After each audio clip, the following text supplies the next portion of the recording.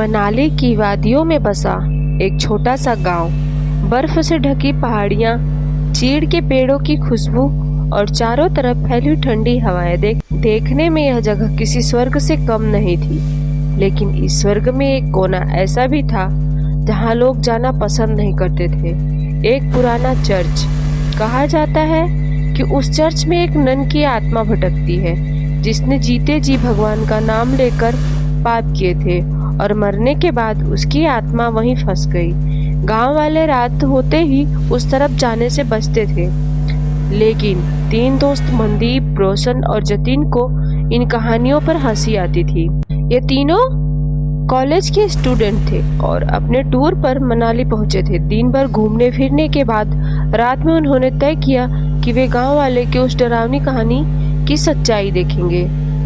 रात के करीब 10:30 बजे सब अपने अपने कमरों में सोने जा रहे थे, लेकिन मनदीप ने धीरे से अपने दोस्तों को इशारा किया, चलो आज उस चर्च का राज खोलते हैं। रोशन पहले तो डर गया और बोला, पागल हो गया है, गांव वाले कहते हैं वहां कोई जाता ही नहीं, अगर सच में कुछ मिल गया तो। लेकिन जतिन तुरंत हंस पड़ा, अरे यार ये सब कहानियां सुनाने के लिए होती हैं, चलो देख आते हैं, मजा आएगा।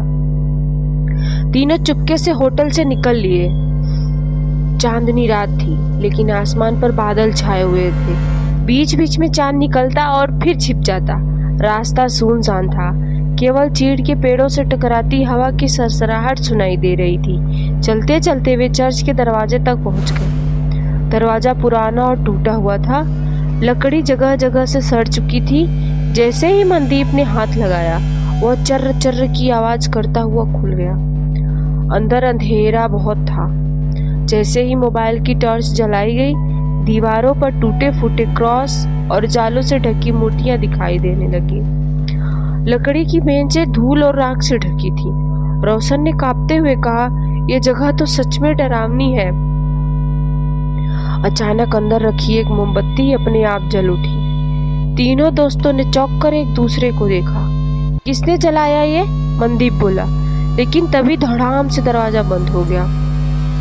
सन्नाटे को तोड़ती एक भयानक हंसी गूंजी। मोमबत्ती की लौ हिली और उसकी रोशनी दीवार पर पड़ी, जहां एक परछाई दिखाई दे रही थी। धीरे धीरे वह परछाई सामने आई। वह एक नन थी, काले कपड़ों में, लेकिन चेहरा अजीब तरह से विकृत, आंखें लाल जलते अंगारों जैसी, और उसके होठों पर एक भयानक मुस्कान। रोशन डर के मारे पीछे हट गया। ये क्या है? नन धीरे धीरे उनकी तरफ बढ़ने लगी। जतिन डर के मारे भागने की कोशिश करने लगा, लेकिन दरवाजा बंद था। नन ने एक भयानक चीख मारी और उसकी तरफ झपटी। जतिन जमीन पर गिर गया और बेहोश हो गया। नन ने अपना हाथ फैलाया और उसकी आत्मा को खींचने लगी। जतिन का शरीर कांपने लगा, उसकी सांसें तेज हो गई।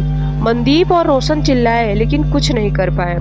मनदीप के गले में उसका कड़ा और जेब में उसकी कृपाण यानी धार्मिक प्रतीक थी। घबराहट में उसने वही हाथ में उठा लिया और ऊंची आवाज में प्रार्थना करने लगा।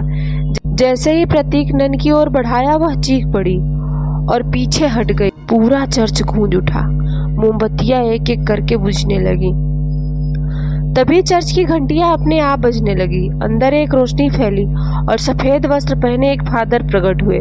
उन्होंने हाथ में होली वाटर लिया और ऊंचे स्वर में बोला, यीशु के नाम पर इस आत्मा को मुक्ति मिले। उन्होंने नन पर पवित्र जल छिड़का। नन तड़पने लगी। उसकी चीख से पूरा चर्च कांप उठा। धीरे धीरे उसका शरीर धुएं में बदलकर गायब होने लगा। जतिन होश में आया।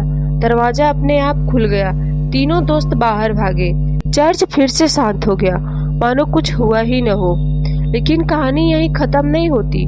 उस रात के बाद से मनदीप की आंखों में वही लाल आंखें बार बार घूमने लगी।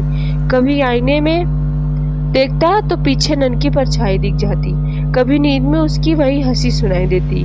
मनदीप समझ चुका था नन की आत्मा पूरी तरह से मुक्त नहीं हुई है। तो दोस्तों, ये थी मनाली के श्रापित चर्च की एविल नन की भयानक कहानी।